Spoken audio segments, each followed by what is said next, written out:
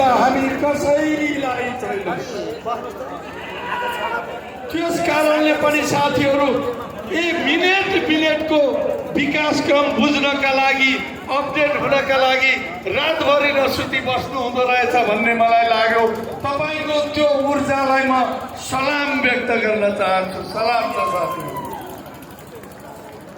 हामी सम्माननीय प्रधानमन्त्रीज्यूकोमा 7 बजे पुग्यौं, तर सम्माननीय प्रधानमन्त्रीज्यू चितवनको कार्यक्रममा जानुभएकोले भेटका लागि अलिकति विलम्ब भयो।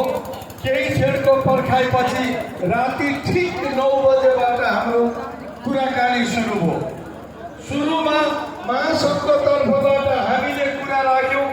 लगभग 15 मिनटदेखि 20 मिनट हामीले लगातार तपाईको मनमा जुन आगो बलेको छ, तपाईको मुटुमा जुन आगो बलेको छ, तपाईको माथामा जे कुराले दुखेको छ, ती कुरा जस्ताको तस्तै हामीले त्यहाँ अभिव्यक्त गर्यौं। हामीले भन्यौं सम्माननीय ज्यू राहत शिक्षक, सम्माननीय ज्यू ईसीबी का शिक्षक र विद्यालय कर्मचारीको तलबमा यहाँलाई थाहा छ कि छैन? उहाँहरू कति पीडामा हुनुहुन्छ। उहाँहरूको उपचार नेपाली शिक्षक कर्मचारीले खोजेका छन्।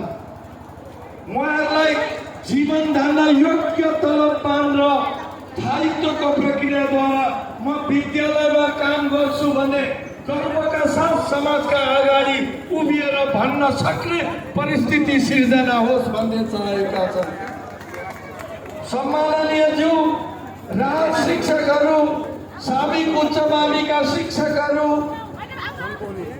प्राविधिक धारका शिक्षकहरू, विशेष शिक्षाका शिक्षकहरू, अस्थायी करार शिक्षकहरू 20 वर्षदेखि अस्थायीको अस्थायी नै छन्। कति साथीले उमेरका कारणले परीक्षा समेत दिन पाउनु भएको छैन।